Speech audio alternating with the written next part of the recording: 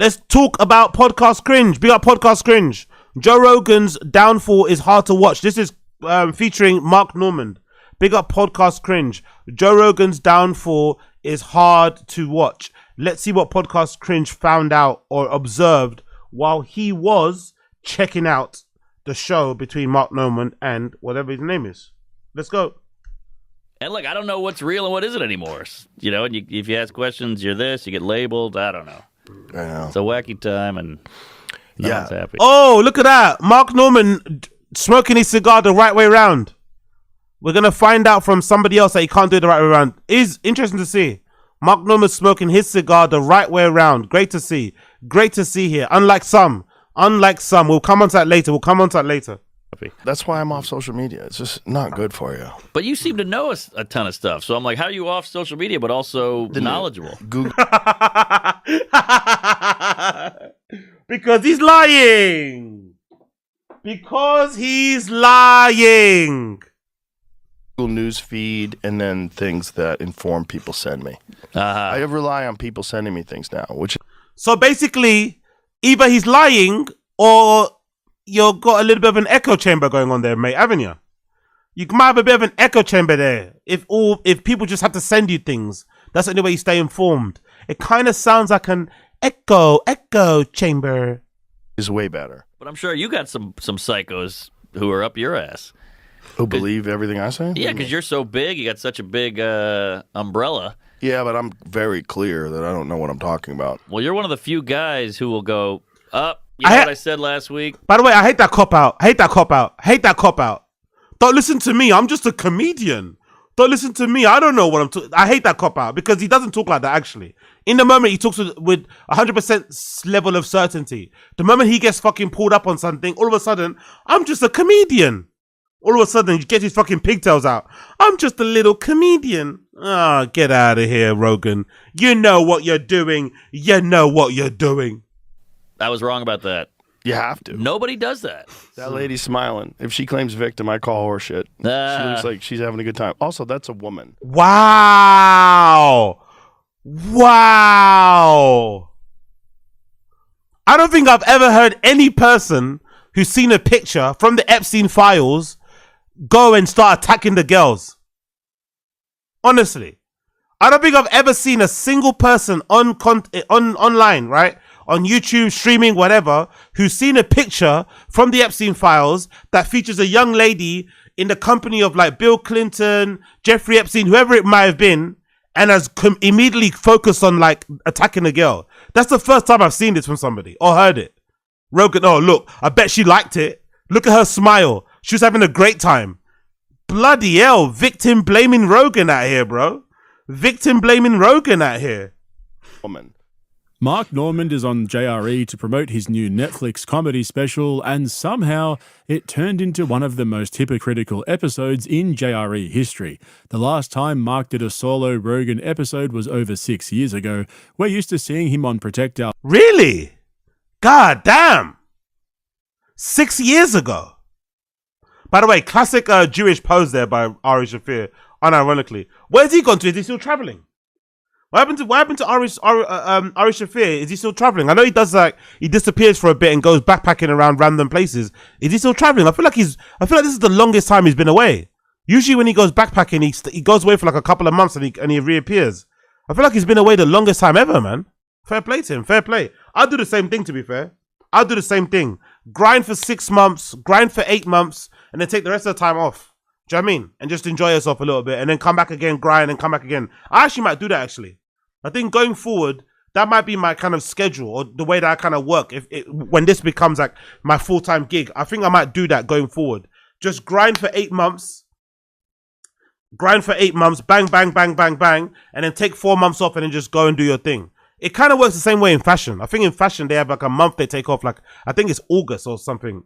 Whatever. I think that might be the way to go. Big up Ari Shafir, though. I wonder where he is now. Parks with Shane and the boys. But because Ari Shafir is off chasing tail in Thailand, they haven't done one in almost a year. And it turns out when Mark's on the podcast alone with Joe, it's not the same. We still got the quick wit and the corny zingers, that's his thing, but there was way too much glazing and yes-manning from Mark in this one. Which Oh, really? because I've really grown to like him over the last couple of years. So when there's not a buffer around, innit? When there's not a buffer around, he's not as cheeky. Because there's buffers around with Ari, with Shane, right? There's buffers around. He can kind of say things and quip in there. But when it's just him face to face, it makes sense though, because Mark Norman's a little bit, he's similar to Theo. He's got a little bit, he's a little bit anxious. He can't look people in the eye. He's a bit of a scaredy cat, innit? So it does make sense that when he was alone with Rogan, all of those fast little quips and all of those little, things weren't necessarily there. I get it. I noticed the same thing on his recent Club Shay Shay appearance where the one-on-one interview style just doesn't really suit him. He's at his best when he's bouncing off other comedians who can keep up with him. Makes but sense. when he's sitting across from someone like Rogan, the power dynamic takes over and he just defaults to nodding his head. Yeah, and acquiescence. look, I still like Mark. And the funny thing is, he's at the classic archetype of like Joe Rogan glazers, the comedians. Because if I'm not mistaken, because I listen to Tuesdays with Stories, right? I'm an actual listener of Tuesdays with Stories. So I'm pretty sure he's the person that regularly brings up how the JRE isn't as good, isn't as worthwhile for a comedian anymore. I think he's one that mentioned, I think he's even the person that mentioned something like the Rogan bump isn't a thing anymore. He's always quick to call that out. The Rogan bump isn't a thing anymore. Everyone's moved to Austin. Like, do you know what I mean? He says those type of things, but when he gets in front of Rogan, when he's right there in front of him, suddenly he's mute as a mouse. He's mute as a mouse and he turns into one of those nodding dogs that people have in their cars. Interesting. He's easily one of my favorite comedy podcasters, up there with Shane Gillis and Dan Soder, so don't get me wrong here, but this entire episode was absolutely diabolical. Rogan's delusions are so bad now that it's actually hard to watch. I don't know why he keeps doing this, but his Epstein takes are getting increasingly unhinged. I'll take you through exactly what happened. I'm loyal to default. Big up. Remember when Rogan was alive who promoted flashlights? The Rogan bump was alive and well, and the Strait of Hormuz was still open. Such simpler times. Exactly. To be fair, you can see even with the views, innit? You can see with the views even. But to be fair, I think the views on Rogan going down are more to do with just people having comedy podcast fatigue, I think that's what it is, but you can tell even if you go on the views, like, the couple hundred thousand here and there, some of them have 30k, 50k, the views aren't what they once were, so it's no surprise that the bump isn't what they once were. But I think as well, I'm going to die on the hill that I think having their specials on Netflix and everyone seeing what they actually like doing comedy, I think is what really fucked them. I think before when we didn't really know what their stand-up was like and there was a bit of mystique around it, I think that bump meant something. But now that we see what their comedy's like and the fucking veil has been kind of removed, it's really hard to get kind of gassed over comedians being on a podcast and waiting to see their performance. Plus, they do too many of them as well, I think, as well. There's that other thing as well. I think might be beneficial if you're a comedian and you want to promote your special, you're probably better off just like doing Rogan and one other pod. Don't do all the fucking pods. That might be also the reason why the Rogan bump isn't a thing, because you're going to listen to what? Are you going to listen to Mark Norman on fucking Club Shay Shay? Then you're going to have to listen to him on fucking Are You Garbage? Then you have to go on Two Bears. It's just too much. Spread yourself too thin. So maybe if they just focus on just doing one appearance, one on Rogan if you can get it, and then one other podcast, that might actually help and to get more views on there so the views aren't spread across like 6 other shows. But again, what do I know? With the Epstein stuff towards the end, because there were a few moments here where I spit out my Vegemite on toast in disbelief at some of the shit they were saying. And I'm not talking about a bad take here and there or an out-of-touch rant. I told you! Big up Asad Aziz, is that true? Dude, AZ, I saw a clip of Bobby Lee's Dunning special promo. Where do you see that? Is that online? Where do you see that? It was so bad. Hey, this special from Bobby Lee is going to be the worst mistake he's made in his career. The special that Bobby Lee's about to drop will be the worst mistake he's made in his entire career. There's no way it's going to be good. And when everyone sees how bad he is at stand-up, it's going to actually negatively harm him and his fucking bookings. Watch. We've become accustomed to. I'm talking straight up black and white hypocrisy that will make your skin crawl. Just quickly though, I just posted my full breakdown and commentary. They were talking about how fractured we are in this political climate and how the abundance of information has made it harder to know what's fake and what's true. Okay. And somehow Rogan managed to perfectly describe himself without realizing that he's part of the problem. But it also shows how sad and sheep-like people are, because we're like, we need something. I need something to believe in, something to go for. I'll support you. Well, I'm everybody's alone. so lost that anybody who comes along that confidently claims they have the answer, people just follow. Yep. Very Every odd. time. Very odd. But I'm sure you got some psychos who are up your ass. Who believe everything I say? Yeah, because you're so big. You got such a big umbrella. Yeah, but I'm very clear that I don't know what I'm talking about. That's the key. I love how it's like, for him it's different. No. For me it's different. No, motherfucker. You're the same. You're mainstream media too. You are mainstream media too. You provide just as much disinformation as all these mainstream outlets that you kind of criticize. You're the same. No. With me it's different. No. With me it's different. With me it's different. No. You the same. And if I do, it's like very specific things. So I'm like, I can tell you for sure that this is a fact. Right. Because, I'm an expert in a few things. Well, you're one of the few guys who will go, you know what I said last week? I was wrong about that. You have to. Nobody does that. You got it. Well, because they all just want. To be fair, he doesn't do that lately. He used to do that. Rogan did used to do that, but he doesn't do that lately. Nowadays, in order to mitigate that, he just makes sure he gets guests on that agree with his worldview. That's how he mitigates having to come out and apologize, because the people he has on agree with his worldview. They fucking, endorse what he says. They fucking glaze him, and he feels like he's always right. But he did used to come out and hold his hands up and whatever, but nowadays he doesn't. Nowadays, if anything, he will actually double down, even if it's wrong, especially in the light of new information. Want to be right all the time. Yes. And they all connect their identity with being correct about whether it's COVID or right. Like COVID ruined a lot of people's credibility. 100%. Said without a shred of irony, COVID ruined a lot of people's credibility. You mean like you? Actually, what's her name again? Let's see if we can find that. Can we find that? Like Joe Rogan, Rhonda Patrick, COVID? Because I don't think she's been on since. I don't think she's been on since. Let's see. Joe Rogan, Rhonda Patrick, COVID. I don't think she's been on since.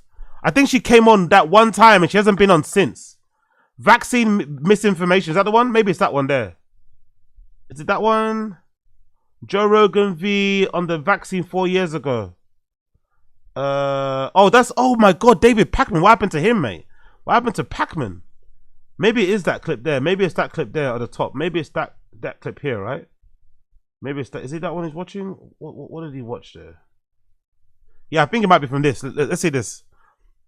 Because she hasn't been on since. She hasn't been on since, mate. Topic. Can we talk a little bit of vaccines? Because it's something I have seen a lot of misinformation, like on everywhere. On Rogan, she wants to say Rogan, but she just pulled it back. Hold on this show specifically. Facebook, on different news media outlets, and I think there's really like some main ones that I just feel are causing harm. And so there's really 8 of them. We don't need to talk about all of them, but I think the 8 really are that, SARS-CoV-2 is not that bad. COVID-19 is not that bad. And, vaccines basically don't prevent transmission. Spike protein from vaccines are cytotoxic, therefore they're really bad. That vaccines are going to cause something called antibody-dependent enhancement, which is going to make you have a more severe disease.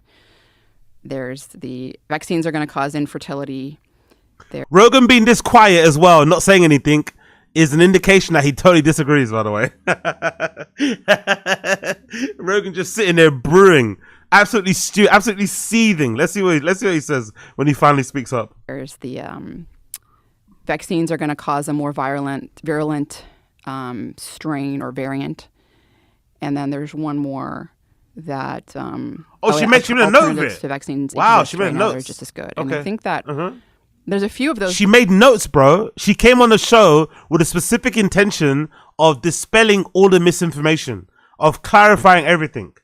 I love it. Big up Rhonda Patrick, man. Come back on the show. By the way, she's a good follow on Twitter. She's a really good follow on Twitter for like advice on like peptides, diets, everything else in between. She's fucking great. Big up Rhonda Patrick. I follow on Twitter. She's really fucking good follow on there.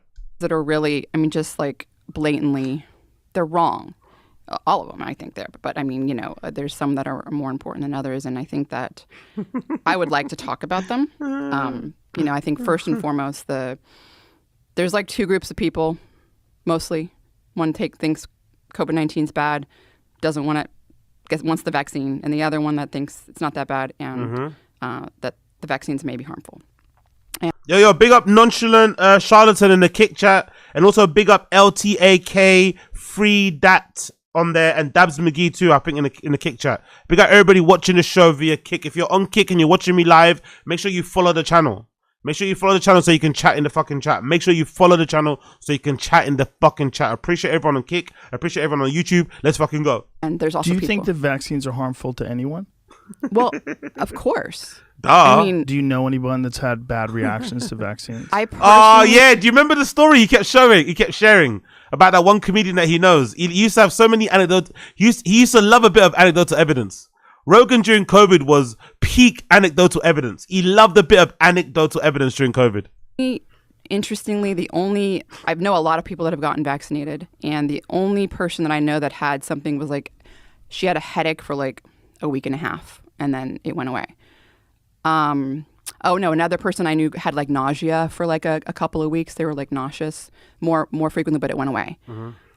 You know, do you think you would feel differently if you knew someone that had had a stroke or someone who's had heart? By the way, isn't it interesting that she's trying to approach this from a scientific point of view, talking about vaccines overall and their benefits? Yes, they have side effects. Yes, they can maybe not work for some people, but largely vaccines work. Vaccines work, right? And Rogan, instead of approaching it from that scientific point of view, he's approaching it from feelings, anecdotal evidence. Brother,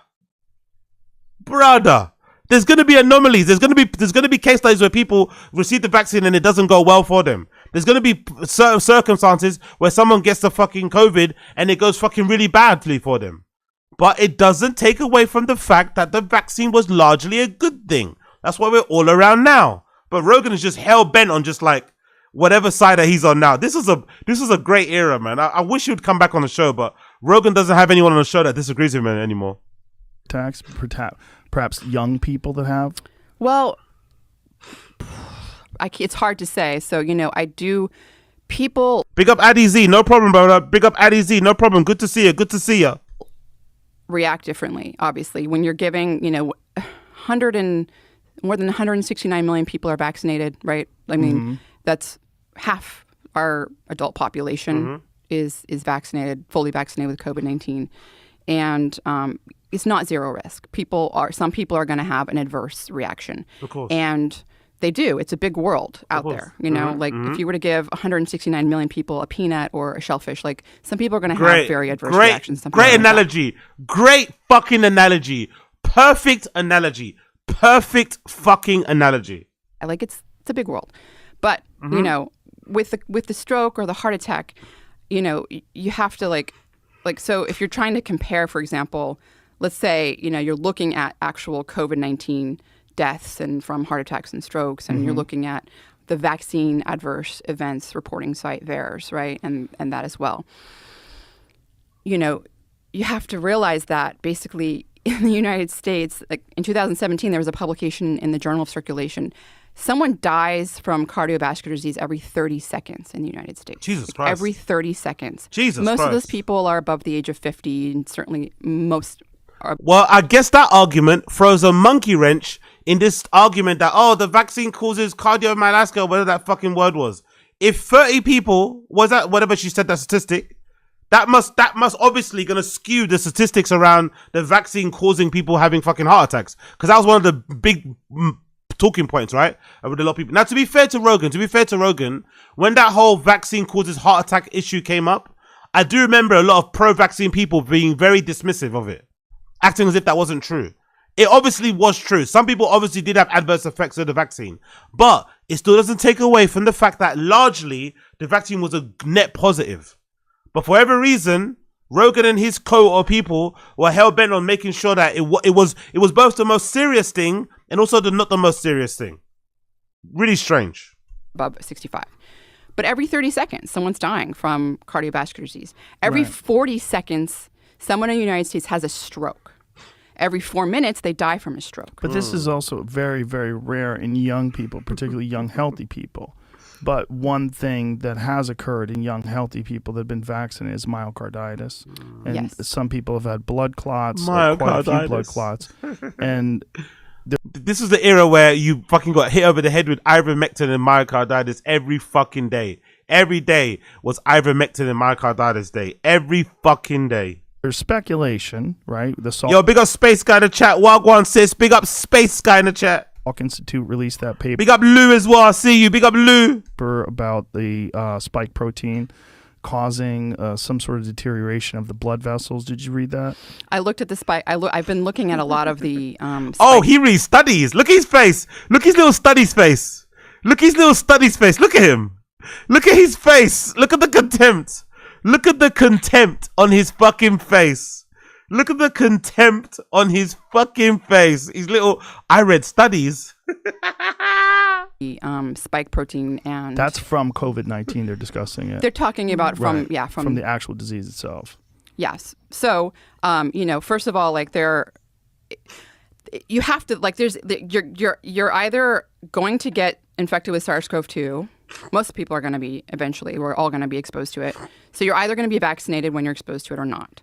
Mm-hmm. And people are dying from heart attacks and blood clots, and even people are getting myocarditis like 100-fold times more than vaccines. Like the myocarditis link from the mRNA, specifically the mRNA vaccines, is real. And I think the last I saw it was like 50 per million, which it's still rare. And it's happened to 2 people that I know. So up until then, and actually now that you asked me, I forgot. I had someone who's a supporter.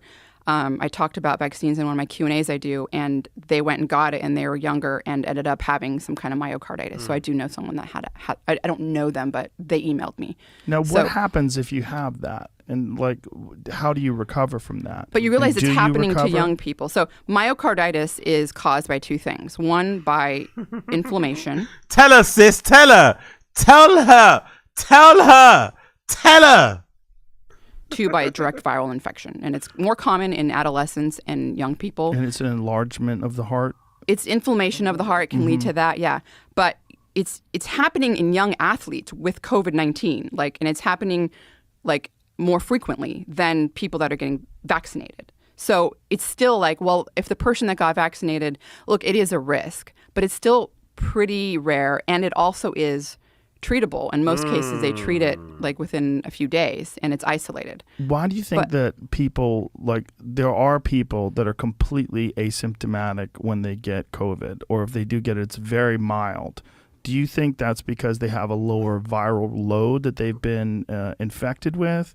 Or do you think it's their immune system that fights it off? What do you think is happening? It could be any and all of those things, a combination of them. And, but so even if you think, if you're looking at just the most extreme part of the deaths, right? You've got over 624,000 deaths in COVID-19. Most of those deaths are happening in people over the age of 50. And if you look at most of them have 4+ comorbidity factors, right? Isn't that the average? I don't know if it's 4+ for average for. I think the comorbidities increase. Yeah, I think let's find out what the number of comorbidities are in terms of the deaths. It used to be 2.6, but I think they raised it to 4. Really, the number of them are 4. Okay, I think so. He's on the cutting edge. He's on the cutting edge. He knows everything. Oh, I might be wrong, but I know it was at least 2.6. Right. So then there's the argument, well, I'm healthy. I don't have comorbidities, right? I mean, so what should I do? Should I, get vaccinated or should I be exposed to the virus? And I think there's a lot of evidence, and there's multiple lines of evidence. And one, I'm loyal to a default. Yo, big up. I didn't have myocarditis until I started watching JRE. You won't see anyone talk about this in mainstream media, though. Brilliant. Until I started watching Jerry. Fucking brilliant. Big up on Star disease.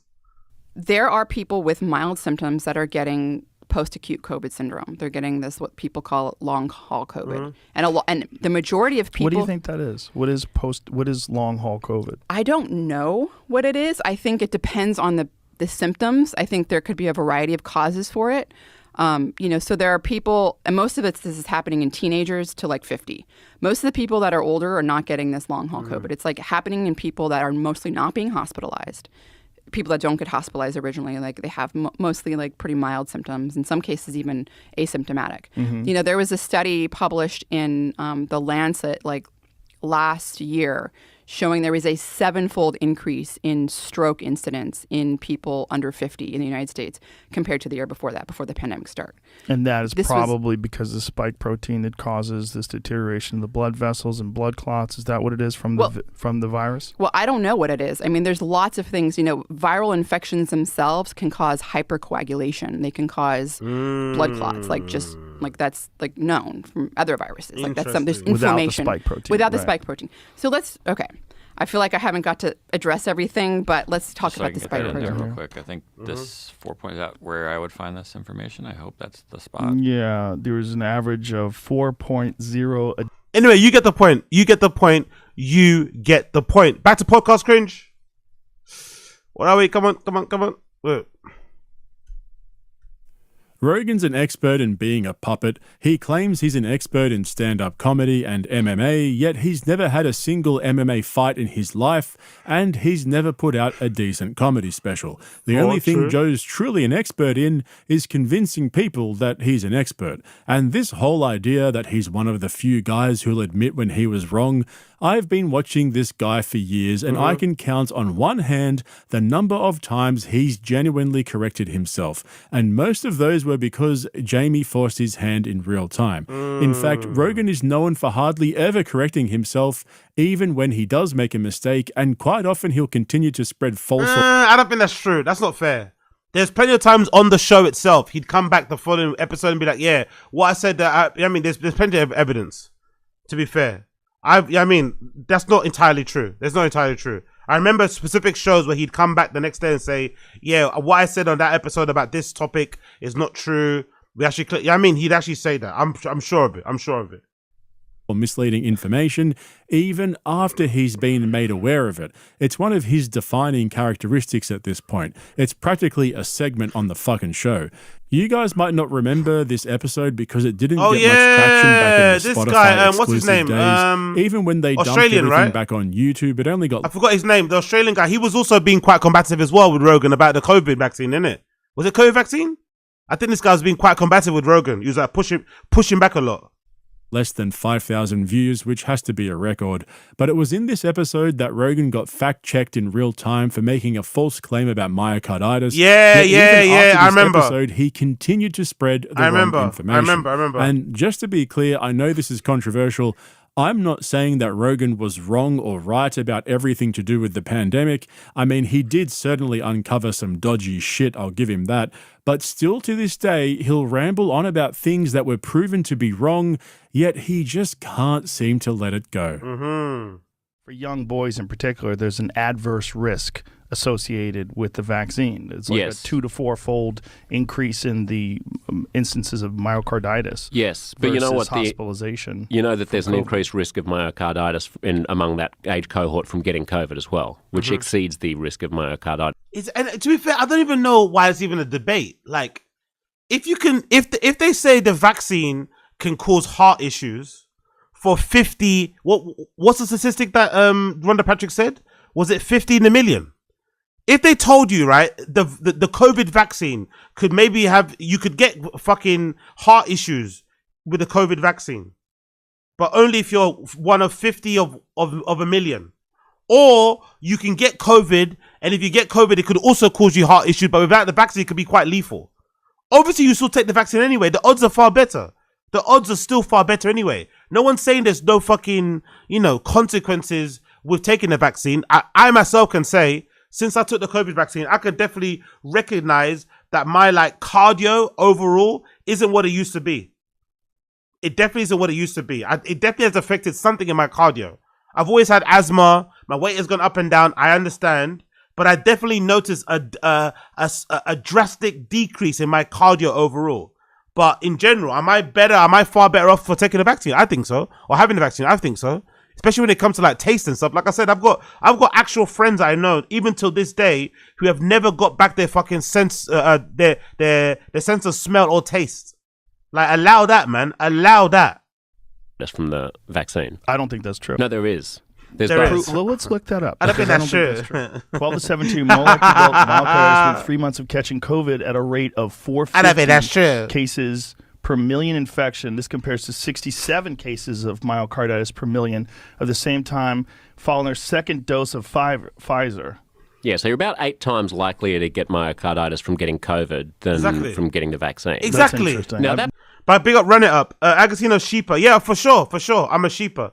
But to be fair to me, like I said previously, I was like doom scrolling a lot during COVID. I was really like, I was kind of scaring myself during COVID because I was really in the weeds. I was watching all the videos of everyone dying, and I was fucking tracking all the numbers all around the world of the amount of deaths and seeing all these open morgues these open morgues people had where they were burning bodies and shit. I was absorbing too much information. Plus, during that time as well, the lockdown in England was really harsh. Anyone here from the UK will know the lockdown in England. Big up, loyal Sadaziz. to default. COVID made me fat. The vaccine made me gay. Agostinho Zinga 2026. Brilliant. Big up Sadaziz. Big up Sadaziz. No, for sure. Like, I think during that time, I was also like, I was watching too much negative stuff. And I think the other thing as well, because the lockdown here was really bad, we couldn't do anything. Like, we couldn't do jack shit. You had to walk fucking, you couldn't even, like, I think there was a time where they had police patrols. There was a time where there was fucking police patrols. So if you were out and you weren't doing any, like, you weren't walking your dog or something, they'd be like, hey, go back indoors. You got to stay in and save life nonsense, right? So I missed, most of us missed out on a lot of shit. So as soon as we were able to travel again, they said the only way to travel is if you have a vaccine. So I I think the main reason why I got the vaccine was to travel, because we couldn't club here. I couldn't rave here. So I wanted to go to Berlin and go Berghain, right? That was the first thing on my mind that I wanted to do. So as soon as they opened the restriction, which is weird in England, thinking back, it's kind of bizarre, isn't it? Thinking back. At the time that we opened up in London, they wouldn't open up clubs fully, but they let you fly. But you had to fly. If you went on a flight, you had to have this thing called a COVID passport, which was basically like a little bit of paper that basically the GP will stamp or whatever and say that you got the vaccine. So that's why I got it, because I wanted to go to Berlin and obviously rave, which was fucking dumb, to be honest. It was a good experience, don't get me wrong, but getting the vaccine just so you can go to Berghain is fucking, is proper redacted shit. So I was, I am a sheep, but to be fair to me, I am also a PUSSY.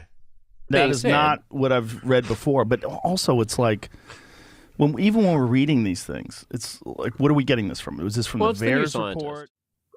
Rogan doesn't even debate these things in good. Yeah, big up Josie. Appreciate it. As shitty as the pandemic was, that's how I found AZ. So not all bad. Appreciate you. Big love. Faith. He clearly had his own agenda, and he very rarely admits when he's wrong, just like we're seeing now with everything going on in the world and Rogan's blatant attempt to cover it up.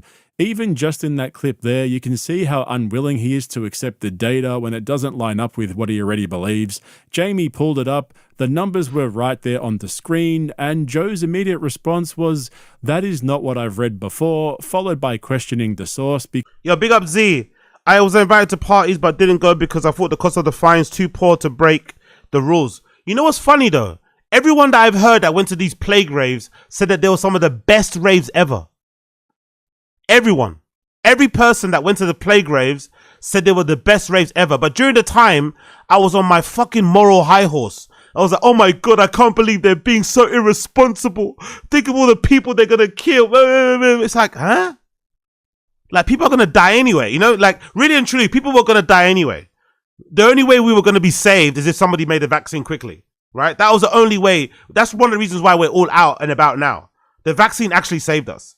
So this whole like locking down shit was kind of futile, especially in the Western world. I think the Western world it's impossible to do what they were doing in Asia, because everyone in Asia kind of like obeyed the rules, even though they had crazy mumbo depths there.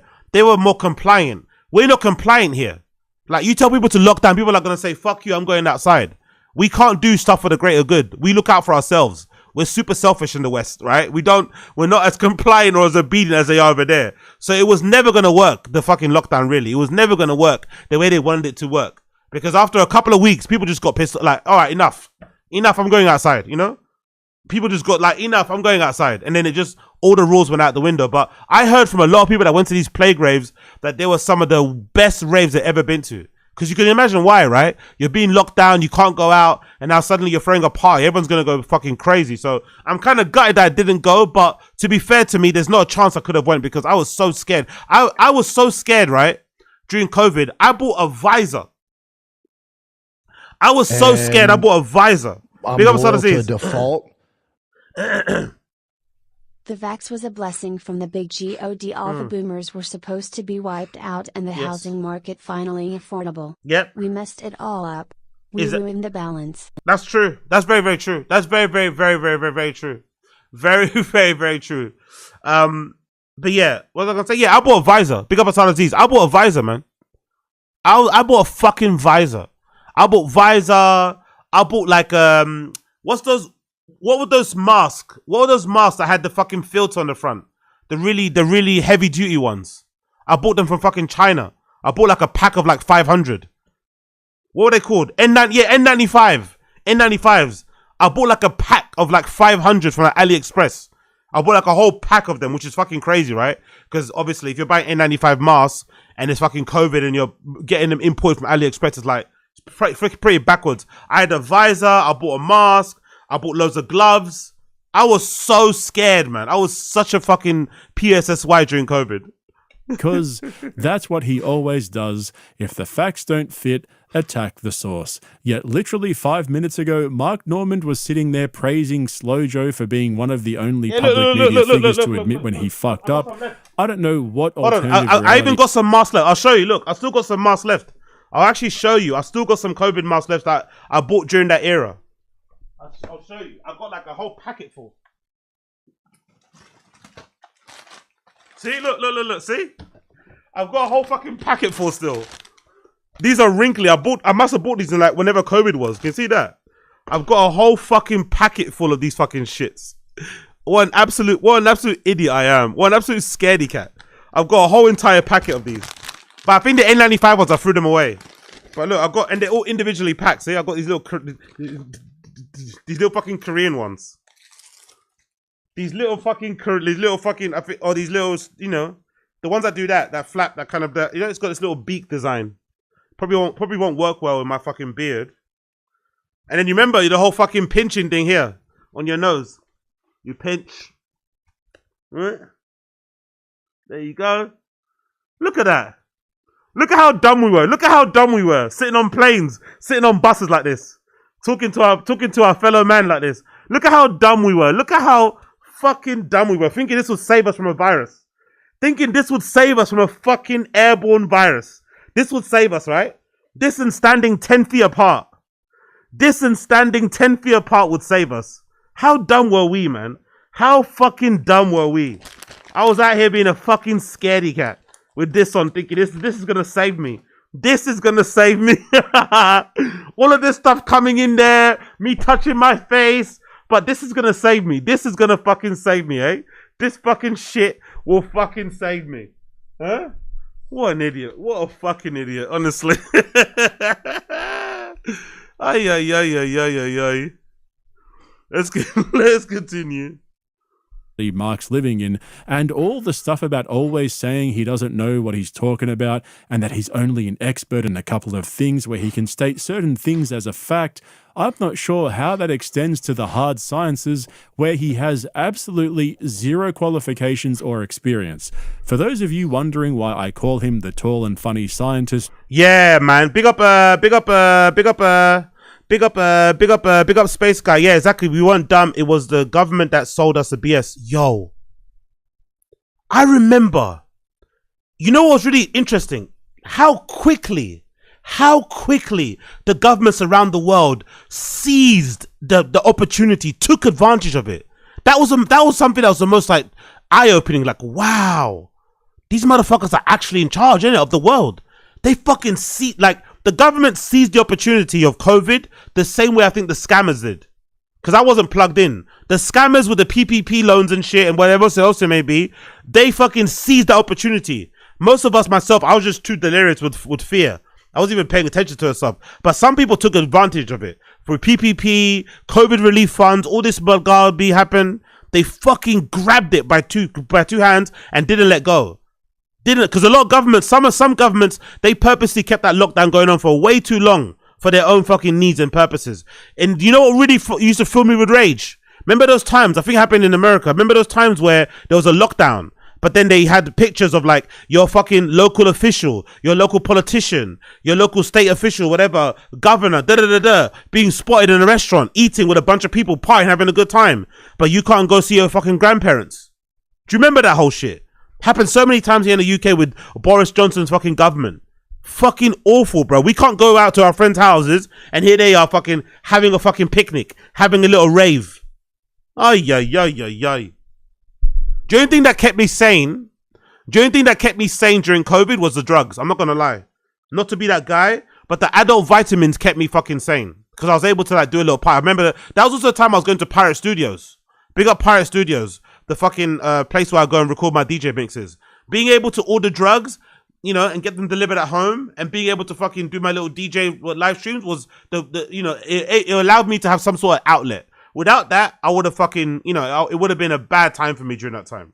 But on the flip side, during COVID was also the time where I ordered the most I've ever ordered. Like I was on fucking Uber Eats every day, you know? I was on Uber Eats every fucking, like every other day I was ordering something from fucking McDonald's. And back then, McDonald's was way cheaper than it is now on Uber Eats. I was ordering like £30 worth of fucking McDonald's, like, you know, 70, like it was awful. So I had ordered drugs and ordered Uber Eats during COVID. Very, very bad combo. Joe Rogan, this is where it came from. Florida doesn't demand vaccines. Yeah, for that's dangerous to me. Yeah. I knew you'd jump on that train. Of course, it's dangerous, Brian. What are you talking about? All vaccines. So Tetanus.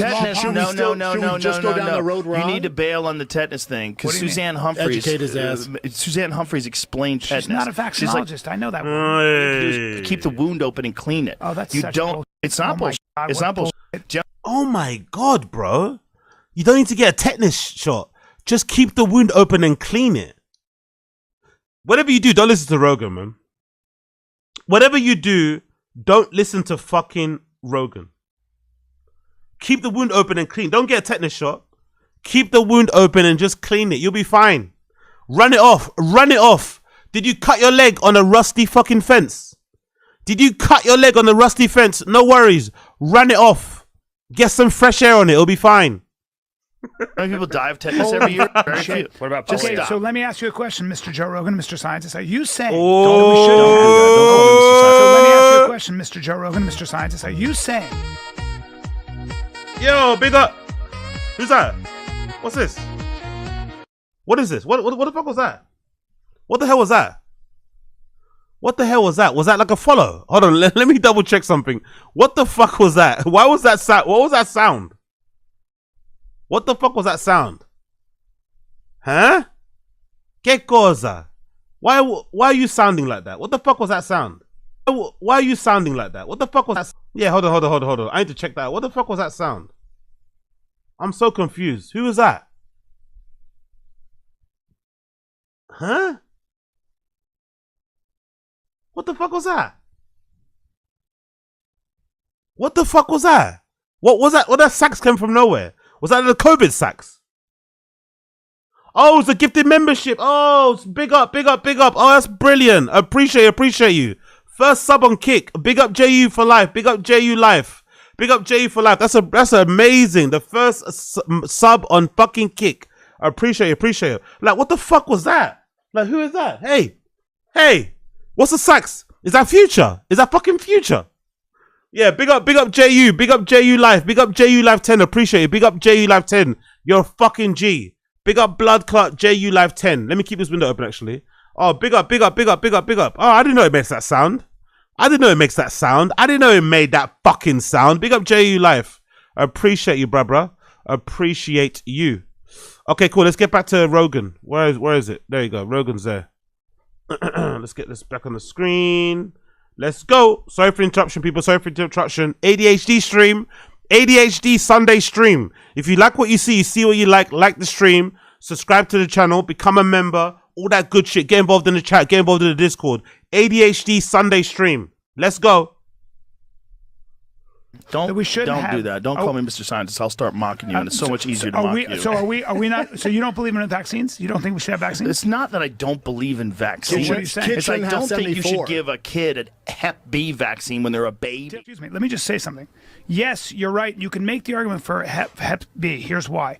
Because the chances of a child coming in contact with the kind of activity that causes... Not gonna lie, I kind of like hearing Brian schooling Rogan. Usually I hate when he gets into his intellectual Mr. Know-It-All bag, but I really did appreciate this episode where Brian was literally schooling Rogan and not letting it up. Not letting up at all. Not letting up. Even though Rogan was being passive-aggressive and being kind of rude. I like that Brian was like, no. You're talking out your asshole. That's not true. I love it. This was a good episode. I love this. Hep B is different. What I'm trying to say to you is that there are certain diseases. Pick up a history book. Smallpox, diphtheria, mumps, polio. Please stop. Yes. No, I won't. I won't. I know Brian, you think it's Brian, just. Brian, I've read. Brian. Yeah, big up Carl. Big up Carl. Big up Carl. Big up Carl. Big up Diana. Big up Diana. Big up Diana. I've heard Susan Humphreys. This is a long conversation that we're not going to have on this podcast because I'm going to get angry because I've researched this for years. I'm going to get angry. Get angry then, bitch. Get angry then, bitch. About I'm going to get angry. Years. Right. Let's just. But you're not a scientist. I don't have to be a scientist to know. Yeah, you do. No, yes, you do. Brian, shut the f up. I don't have to be a scientist to read research to understand that they were spraying DDT all over the country when everybody was getting polio. Do you know that? Let me make a statement. They were calling it paralytic polio. Do you agree with the following statement? It's not just. I'm not going to do this with you, but Brian. It's not just about. I brought up it's not just about. Hold on. I love how he's not stopping. Big up Brian. I love how he's not stopping. He's still going on. He's still talking. I love how he's not getting threatened. Well done, Brian. Well done. Well done here. Now I'm going to say what I'm going to say, motherfucker. Hold on, Joe. No, Brian, I don't want to do this with but you. It's not just about. We're in the middle of a fight, companion. It's annoying. All right, but it's like. Oh, look at him being a literal toddler. Look at Rogan being a literal toddler here. A literal toddler. Middle of a fight, companion. It's annoying. All right, but it's like. It's annoying. All right, but it's like.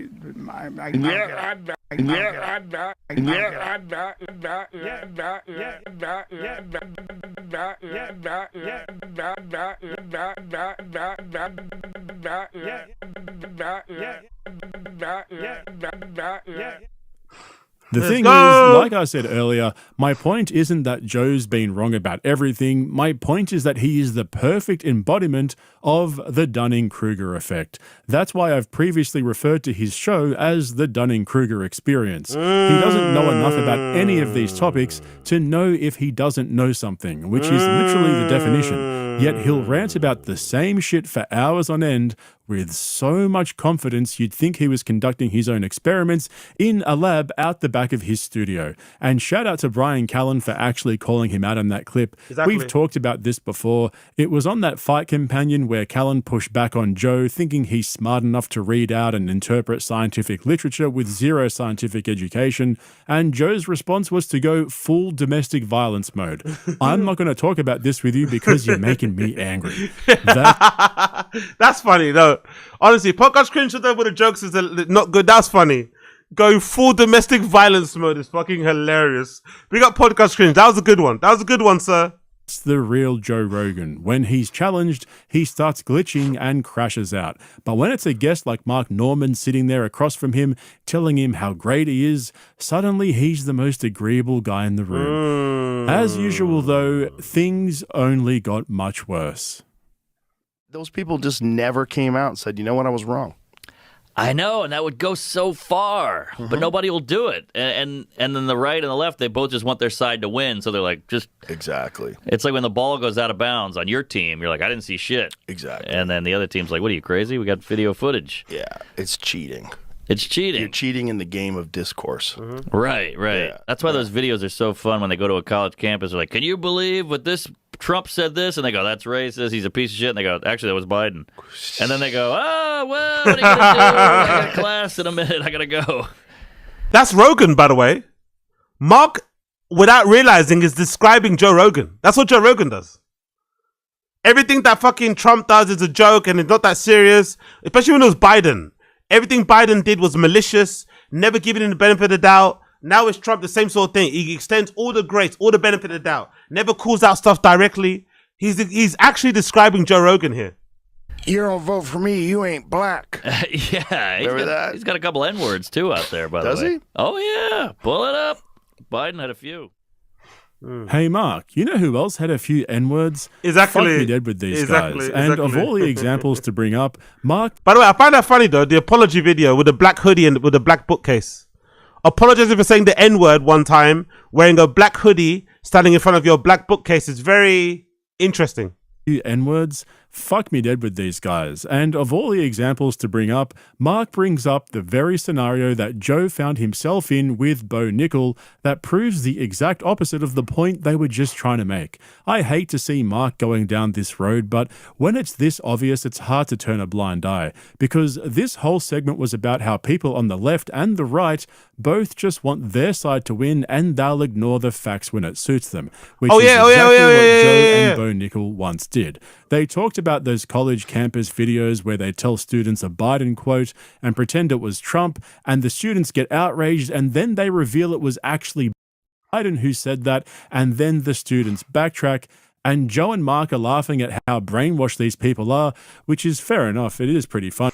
But Mark's forgetting that's exactly what Joe did with Bo Nickel. Exactly. Like almost word for word. Yeah. Was this the video you're talking about? Let me see what this one says. The same stable genius that said the biggest problem we had in the Revolutionary War is we didn't have enough airports. Whoa. Yeah, that's it. Whoa. Right. What? Just for the record. Is that fake? It's not fake, but he was referencing Trump saying that. Oh, look at his brain. Look at his brain breaking. Look at his brain. Look at the regret. Look at his face. Look at his face. And look at the regret. Look at the regret. Look at the regret when you realize that. Fuck. But he's not gonna admit it though. Look at it. He's like, oh shit. Okay. In 2019, Donald Trump said something about that. And he didn't say Jesus. He said a stable genius, and that's where the transcription. Let me hear what it says. What did he say? The Continental Congress created a unified army out of the revolutionary forces encamped around Boston and New York. Our army manned the airport. It ran the ramparts.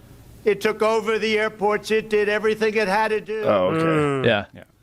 So he fucked up. Yeah, he did. But I feel like he fucked up. Ha ha ha ha ha. Look at the little giggle, the little he fuck. Oh my god. Oh my god. All the grace for Trumpy, none of the grace for anybody else. You can tell too. It sounds like a little different. He's like, you can tell he like messed up his words, but yeah. He was just, I don't know. To go over the airports. Well, that's the thing about media these days. It's like, right. You got to look into it. Yeah. That is one of the most hypocritical clips in JRE history. They went from complaining about people misrepresenting the truth and blindly following media narratives to completely misrepresenting the truth and blindly following media narratives. And then they just laugh it off like, oh, well, he mixed up his words. It's funny anyway, who cares? The way they tried to backpedal after Jamie showed them that it was actually Trump who said that proves their own point exactly, except in the opposite direction. This is the Dunning-Kruger experience in full effect. And for those people with more than a 5-minute memory, there are countless examples of Joe doing exactly what they just criticized everyone else for doing. So for Mark to sit there praising Rogan for being this balanced, neutral commentator who only seeks the truth and admits when he's wrong, Well, it couldn't be further from the truth. He has 100% picked a side, and he's captured by an ideology that skews his views on almost everything. He's no longer the relatable average Joe hunting for the truth like he used to before the pandemic. And Rogan just can't seem to stop with the made-up numbers and fake facts. At least now he's got an AI sponsor to keep him honest in real time, because the only way Joe was going to let Jamie fact-check him was if it came through a paid sponsorship. Yeah, and deported a lot of people, too. Oh, yeah. Not as much as deported. Biden. Oh, excuse me, not as much as Obama. Well, yeah, he was the king of that. Not only did Obama deport more people than Trump, they arrested more Americans accidentally than Trump. Yeah, the percentage of Americans arrested was higher, and also the deaths were higher. But nobody got shot in the street. What do you mean? Like his ICE didn't shoot anybody that I know of. No, they did. Come they did on. kill people. Yeah, they killed people. Civilians? I don't know if it was civilians or if it was actual illegals that they were trying to deport, but there was definitely a bunch of people that were killed. Come on, Rogan. Come on. Oh, my God. I want to say it was somewhere in the range of 30. 30? Yeah. So what does it say here? No documented cases of ICE agents directly killing anyone. There you go.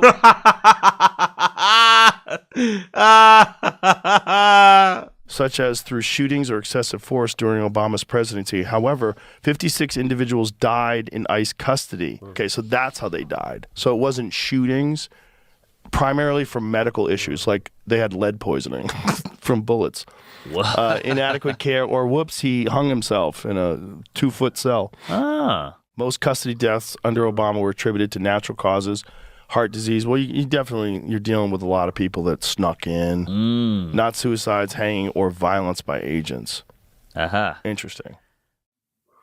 It's good to know that after warning about the dangers of relying on AI and how we're all doomed, all it took was an ad deal to get Joe over the line. But there are so many examples of when Rogan just makes up numbers or facts and Jamie lets it go because he doesn't want to interrupt the flow of the conversation, and it'll never get corrected. Like that myocarditis stuff from earlier, Rogan was pushing that narrative for years before he got corrected. For years! And like you saw, that episode didn't get anywhere near the exposure compared to all the times he spread the wrong information. Joe just straight up invented a statistic, and then when Jamie corrected him, he tried to joke his way out of it, like, the guy just cannot let it go. He has to be right all the time and refuses to accept the truth even when it's staring him point blank in the face. But then there's his dog shit Epstein takes. Yeah, horrible. This is such a strange hill to die on. Yeah, exactly. It's like he's obsessed with giving his elite buddies the most charitable interpretation of the cold, hard facts. I've said this a couple of times before, but someone really needs to sit Joe down and explain exactly what trafficking means. But you got to hand to Bill. He's denying till he dies. I did nothing. I was only there for humanitarian purposes. We got photos and everything. I was just getting massages and hugging nice people. Exactly. Nothing untoward was done to me or anyone else that was there, as far as I know. Yeah, this is pretty good. I didn't see that side of Jeffrey Epstein.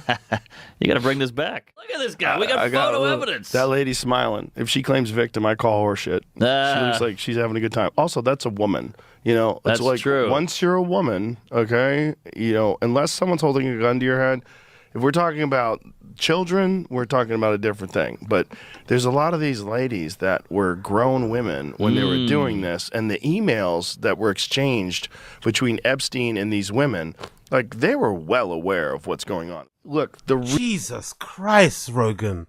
Now we know why he was quiet during the whole, like, Me Too movement during, the whole Me Too movement, the first one, right? With all the comedians getting cancelled. Now we know why, innit? Now we fucking know why. If you're old enough to come to a comedy club, you're old enough to fucking, I guess, agree to suck dick for stage time or something.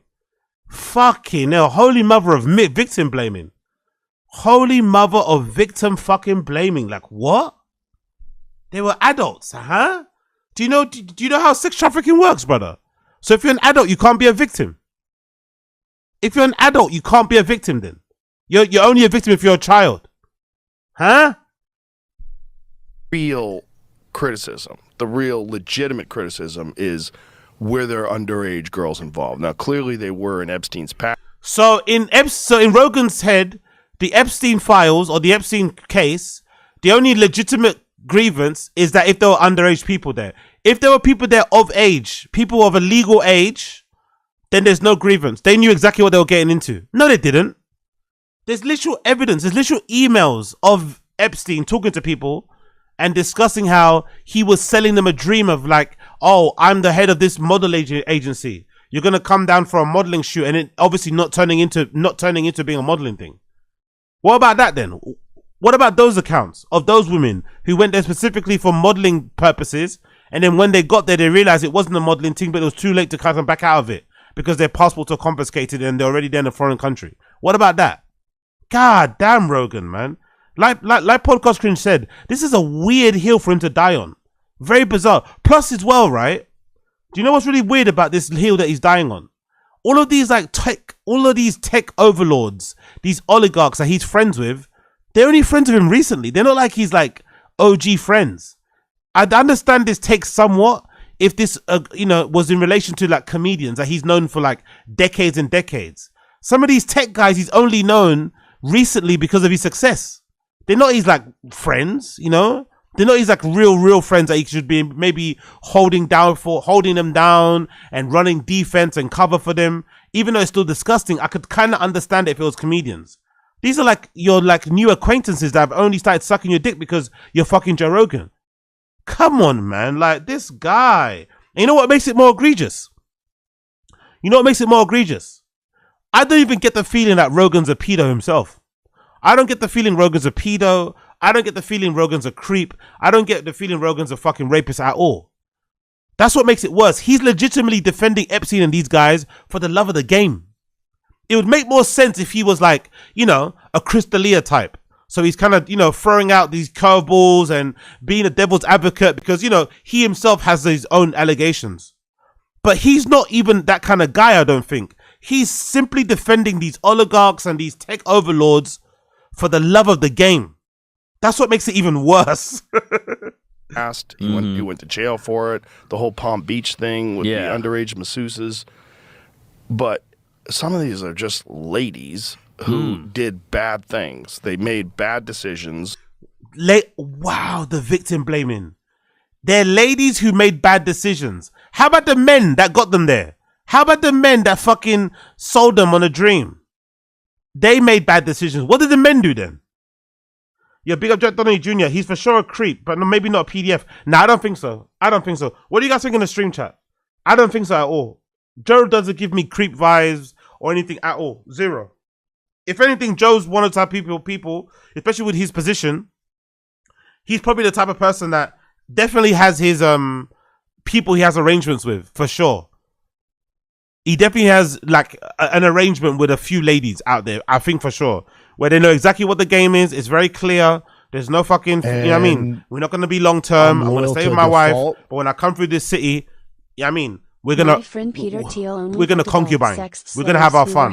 But I don't think he's a creep or whatever. No way. Zero. Plus he's too big of a person. If that was true, he would have got cancelled already. It would have come out already. Especially because of all the bad press he's been under. That cycle is the same cycle. Whenever someone's going through like some bad press in the media and they're a real scumbag, somebody that's been a victim will take advantage of it and jump on it. Do you know what I mean? Yo, big up Sadasies. Sorry. I was talking through that thing because I didn't have my headphones in. Apologies. I was talking through that entire fucking TTS because I didn't have my headphones in. Let me replay it. Apologies, bro. Apologies. And I'm loyal to a default. My friend Peter Thiel only fucked adult sex slaves who were held captive. Yes, he may have cooked and ate humans, but those meals were all cooked adults.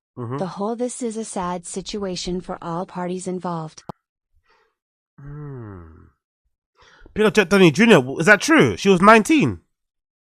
Yeah, but I don't know, man. I don't know. I want to reserve the term creep, the term rapist for people that are actually creeps and rapists. I don't know. Like, am I necessarily? If I was Rogan, would I be trying to fuck a 19-year-old? No, but some guys do. And it's not illegal. Do you know what I mean? I don't know. I don't want to throw that stuff out there on people. I think we should reserve calling people creeps and weirdos when they do creepy and weirdo shit properly. You know what I mean? properly, like proper shit. Not like, oh yeah, I was with like a young girl that was, I don't know what if you guys agree with that thing. But I'm very hesitant on throwing that label on someone when they just, you know, I don't know, when they're overly horny. I don't know if I would equate. I don't know if I'd equate what Callan did with what Rogan allegedly did with Ali and her taking on tour when she's 19. I don't know. I don't think they're in the same stratosphere. I think Callan's a whole nother level of creep. You know what I mean? If you call Callan a creep, you can't call Rogan a creep. Because Callan's on another level. We even saw it with that interview with that woman on fucking Tim Pool. Right? We even saw it with that interview with that woman on fucking Tim Pool. It took him like 5 seconds for him to get into creep mode. 5 seconds to get into creep mode. 5 seconds. You know? I don't think Rogan would ever do that. I don't think Rogan's ever done that, to be fair. Rogan's had like flirty conversations, right? With like female guests. But I don't think Rogan's ever been as creepy as Callan was with that one woman on Tim Pool. Come on now. Callan's a whole nother level of fucking creep. So let's call people what they are. Do you know what I mean? Like, based on what they do. And they probably wound up on that island for money. Yeah. Okay. Couple of horror moves. Oh, that lady's smiling at. You see, everyone in the chat always throws a fucking monkey in the wrench, innit? Always throw a monkey wrench in the fucking works. Great point, Asad Aziz. That's actually a really good point. I don't know, AZ. Are you a creep if your best friend is a confirmed creep and you spent your life clubbing and hanging with him? Good point. Good point. Plus, if you remember, when Callan got cancelled, Rogan basically protected him by not mentioning him on the pod. He didn't bring him on the pod. He never mentioned his name. He basically like did his best to try and help Callan by like not mentioning him and pretending he didn't exist. And then as soon as the coast was clear, he had him back on the show again. So maybe Jack Donaghy Jr.'s got a point. Maybe Jack Donaghy's got a point. If your best friend's a creep and you don't say nothing, and when he gets cancelled, you turn a blind eye, you look the other way, and then when the coast is clear, you get him back on the show without ever addressing those allegations, you might be a creeper yourself. She looks over 18, so she couldn't possibly be a victim. This is the logic of a man with 3 daughters who went on a 15-minute rant last week about trans people using bathrooms and how, as a father of daughters, he's very concerned. That's such a good point, isn't it? He's got more of a problem with a trans person being in a woman's bathroom than he has with all of these young women being on Epstein's island or being in the Epstein files. Isn't that mad? He's got more of a problem with trans identification, trans people's right to exist, than he has with Bill Clinton and these guys receiving massages from women and shit. Can you imagine how crazy that is? Yo, big up Podcast Cringe. Big up Podcast Cringe. Big up Blood Clot Podcast Cringe. Brilliant video there. Brilliant video there from him. Brilliant video there from him.